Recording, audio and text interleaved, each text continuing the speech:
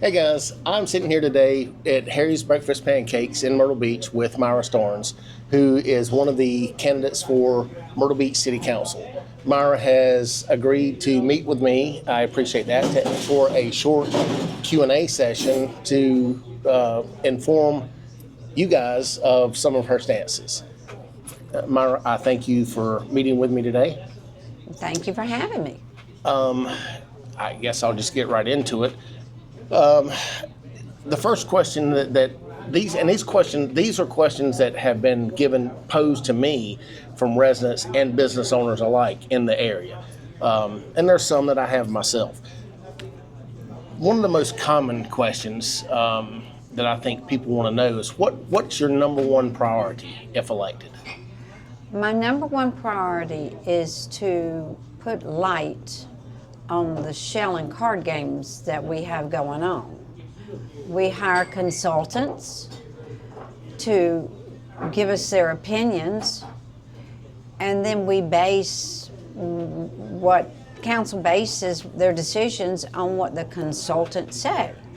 But the problem is, if you have a child or a mama or whomever that is going for an operation, you may have the best doctor in the world, but if those labs that he's working off of aren't correct, it can hurt the outcome, and that's what's happening. We have people that can't even get jobs with the city because they have felonies on their records. If you go to get a job in the city of Myrtle Beach, you cannot go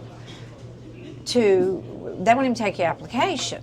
So why are we hiring people that have felony convictions on their records to tell us what to sell property for, which they say is $200,000 plus less an acre that we paid for it 20 years ago, okay? If you had a realtor tell you to go down that much in price, you get rid of them. But if it's not necessarily council's fault, if they're presented with information and this is the information they're making the decision on of what to do. Same thing if it's a surgeon, if he's making his decision based on the thing that says that there's cancer when there's not, then there's a problem. We need to deal with facts. We need to deal with the real facts so that we can make a good operation. And we need to look after everybody. Supposedly, they say that there's flooding downtown. That's the second highest elevation from Myrtle's Inlet to the North Carolina line. I'm an art major. How do I know that? Okay? But if you look at what we just experienced, the flooding, the places that we had flooding, like on 67th and that area, they always get it. Why can't we fix what we have? Why can't we do the things? We need the people that live in the lower income areas. We need them here. Just like we need lots of things, but we need to take care of them too. We need to look after everybody, not just the developers or the good old boys.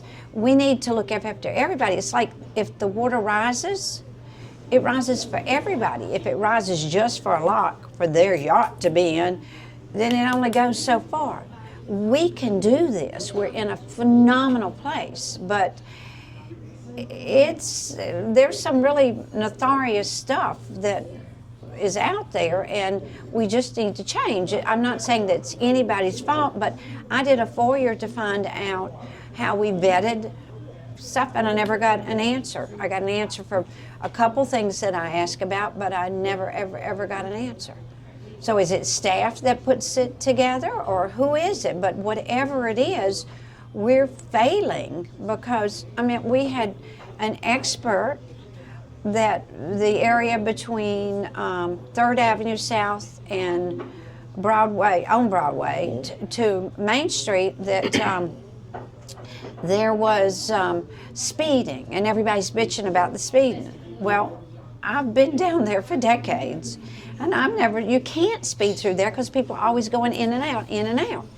So the consultant said that they should do, you ready for this one?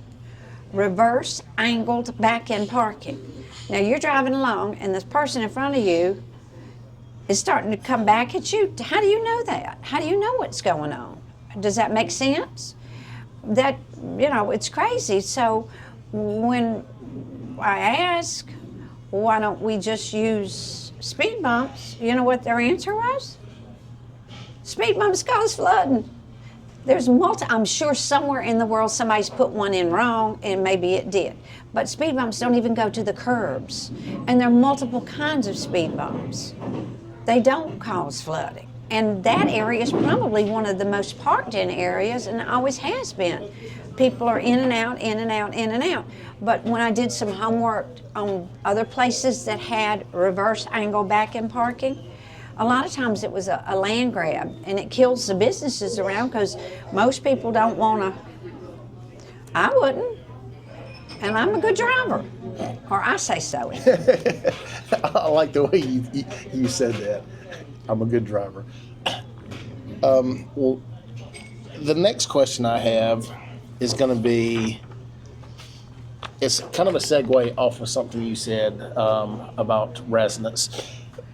People seem to be concerned about the homeless and the drug problem in the area, noting that most cities are going to have the similar issues.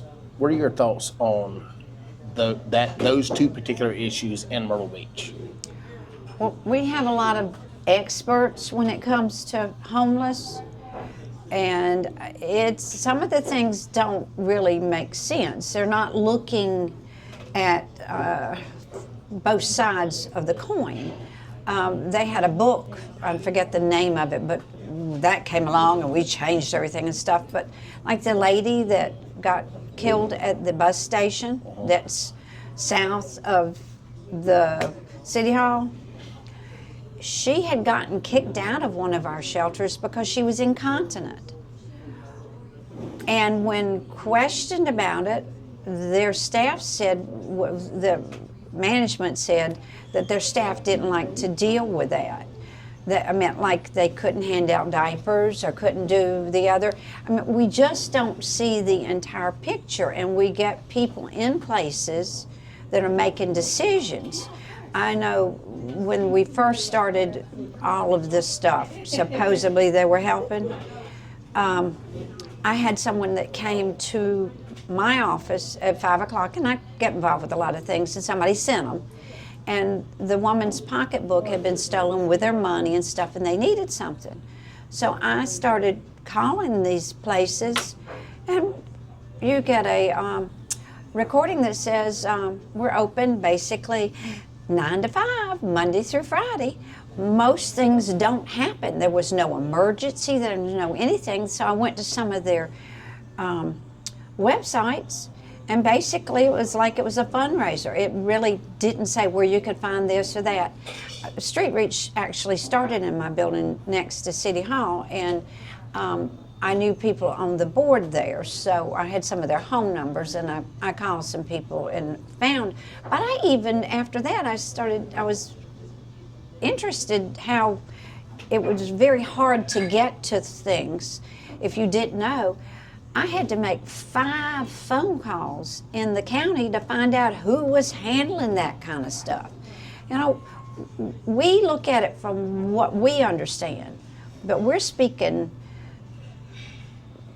English and they're speaking Martian. We don't understand what they do. I think we try on a lot of bases, but I think there's a lot of stuff that we could do. Kate Kearns does a really, really, really good job helping people and helping them get their stuff at Fresh Brew. I will admit for public, that's my building. But she does a phenomenal job. Her staff is set up, but they're looking at all sides. What you and I think is not important, they may really need. Does that make sense? But to not let somebody in because they have a medical condition, that's, especially when you've got older people, I mean, how hard's a diaper? I understand both sides, but if staff doesn't want to do that, that staff doesn't need to be there. Excellent points. Well, we are bumping our 10-minute time limit, and I'm going to try and, no, not going to try, I'm going to keep that 10-minute time limit as I've done with other candidates. I appreciate you meeting with me and answering a couple of the questions that people have presented, and I wish you well in your Thank you. candidacy. Thanks again for sitting and talking to me. Thank you, and I'll appreciate your vote. And well, it's funny that you say that because I'm not even eligible to vote. I'm doing this, honestly, as a concerned citizen of Horry County. I've lived here about 35 years, going on 35 years. I understand. Very good friends of mine own this restaurant. Everything that city council and everything that happens within the local city government affects my friends in this business. It affects the whole county. And it affects the entirety of the county. And that's why I am passionate enough to do this. It's not because, excuse me, it's not because I'm a political analyst. It's not because I'm somebody who likes being on camera. It's not because I like to debate. I really don't. What I think I excel at is promoting awareness about a multitude of things, be it a community event, a business highlight, or anything like that. And that's why I have chosen to do what I'm doing now. And I open the invitation to all 15 candidates. I don't have a dog in the fight because I can't even exercise my vote. But what I can do is something like this, which helps every candidate who chooses to do the Q&A. It allows them the opportunity to take advantage of my platform in getting their messaging out. My grandmother used to say, evil flourishes when good men do nothing. You're doing yours. And that's gotten you in a lot of trouble, and it's sure gotten me in a lot of trouble. I just want to do it this one time, and we need to use real data. We don't need to cook the books. I mean, they were for years taking 50% of the gross of the parking, even if there was nothing going on at the sports center, and giving it to the sports center. None of the overhead or anything. They cook the books. The convention center is in the top 5% booking in the nation for that size of a facility. It brings business into little restaurants, big restaurants, different hotels. It goes across the board. It's not just in one set of stuff. When the sports center came along, for the first couple years, you had to put heads and beds in certain people's properties before you could even rent it. And the only way it stopped it was because they went to City Hall and they had a meeting in the public, and then it went away. We have got to stop that. I think that would allude to more transparency. Dealing with real data, and also don't cook the books. Yeah. Well, like I said, we have bumped. I have exceeded the time limit that I tried to maintain. I do appreciate you sitting down and having this conversation with me, answering a couple questions. And like I said, I wish you the best of luck in your election. Thank you. Absolutely.